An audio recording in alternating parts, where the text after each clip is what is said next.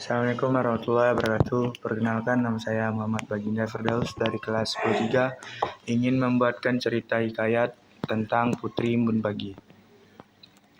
Pada zaman dahulu, ketika hutan masih lebat dan langit begitu jernih, hiduplah seorang perempuan tua bernama Mak Tija di tepi sebuah danau yang airnya sebening kaca. Ia hidup sebatang kara setelah suaminya meninggal dunia. Namun, ia tetap sabar dan ikhlas menjalani hidup. Meski sederhana, hatinya penuh kasih dan kebaikan. Setiap pagi, Mak Tija selalu pergi ke danau untuk mengambil air. Pada suatu pagi yang sangat dingin, embun masih menempel di daun-daun seperti titik-titik perak. Saat Mak Tija menimba air, ia mendengarkan suara lembut seperti tangisan bayi. Awalnya, ia hanya mengira itu hanya suara burung hutan. Namun, ketika ia melihat ke balik semak-semak, ia terkejut melihat seorang bayi perempuan berselimut cahaya tipis, seperti embun yang memantulkan sinar matahari. Mak Tija mengambil bayi itu dengan hati-hati dan berkata, "Ya Tuhan, dari mana datangnya anak secantik ini?" bisiknya. Namun bayi itu tidak menangis. Ia hanya tersenyum lembut, seolah tahu bahwa Mak Tija menyelamatkannya. Karena tidak tega meninggalkan bayi itu, Mak Tija pun membawanya pergi pulang. Ia menamai putrinya Embun Pagi, sebab tubuh bayi itu selalu terasa sejuk dan harum seperti embun yang baru jatuh. Tumbuh dalam kebaikan. Tahun demi tahun berlalu. Putri Embun Pagi tumbuh menjadi gadis yang cantik dan bijaksana. Rambutnya berkilau seperti benang emas dan kulitnya seputih bunga melati. Tetapi yang membuatnya dicintai semua orang adalah hatinya yang lembut, rendah hati, dan suka menolong. Ia sering membantu penduduk mencari air, merawat tanaman, dan mengobati hewan-hewan yang terluka. Penduduk desa menganggap Putri Embun Pagi sebagai anugerah dari langit.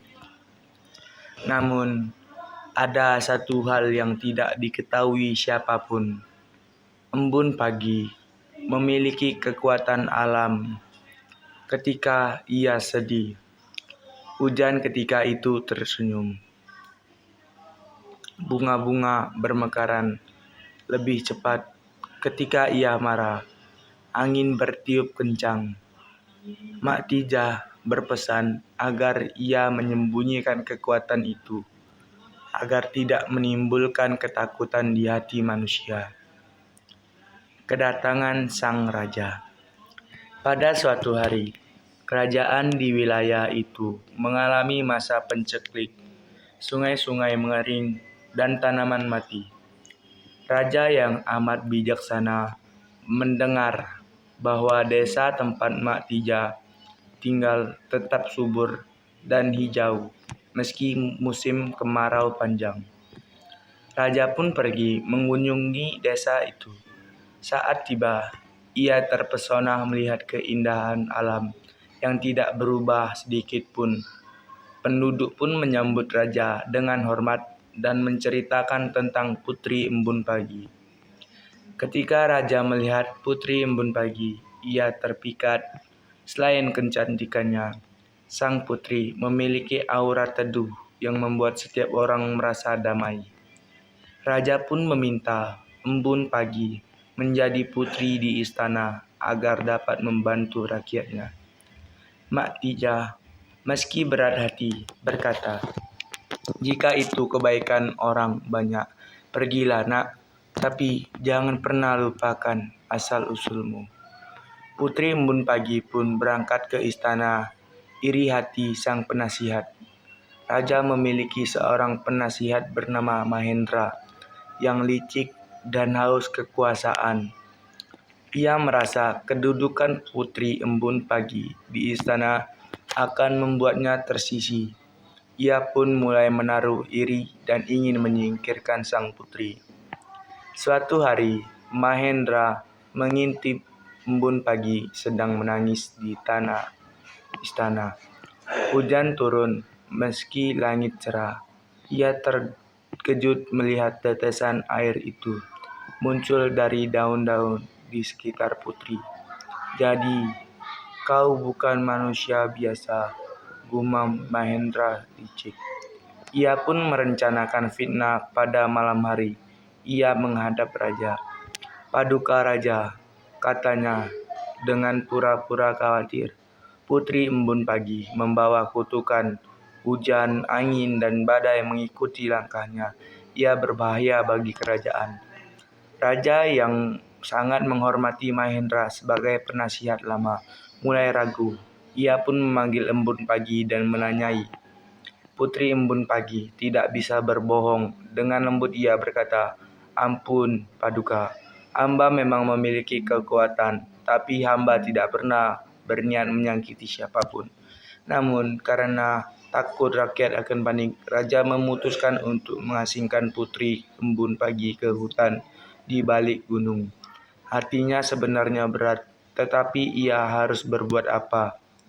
Embun Pagi pergi dengan air mata, jatuh tanpa suara. Saat ia melangkah melewati gerbang istana, angin berhembus sendu, langit gelap, tanda alam ikut bersedih. Kebenaran terungkap beberapa minggu setelah pengasingan Embun Pagi. Keadaan kerajaan semakin memburuk, hujan tidak turun, tanaman layu, dan penyakit mulai menyebar. Bahkan sungai yang mengalir ke desa Maktija pun mulai mengering. Raja mulai menyadari bahwa Embun Pagi bukan membawa bencana. Dialah yang sebenarnya menjaga keseimbangan alam. Sementara itu, Mahendra semakin berkuasa dan serakah. Ia menyuruh rakyat bekerja keras tanpa belas kasihan. Para prajurit akhirnya melaporkan kezaliman Mahendra kepada raja. Rahasia kelicikannya terbongkar. Raja murka. Ia memerintahkan penangkapan Mahendra, tetapi sang penasihat melarikan diri ke hutan. Pertemuan di hutan. Mahendra yang panik memasuki hutan tempat Embun Pagi diasingkan. Di sana, ia melihat sang putri duduk di tepi mata air yang hampir kering. Ketika Embun Pagi menatapnya, ia tidak marah meski Mahendra telah menghancurkan hidupnya. "Aku tahu kau datang karena ketakutan," kata Embun Pagi dengan suara lembut. "Tapi kejahatan tidak akan membawa kedamaian."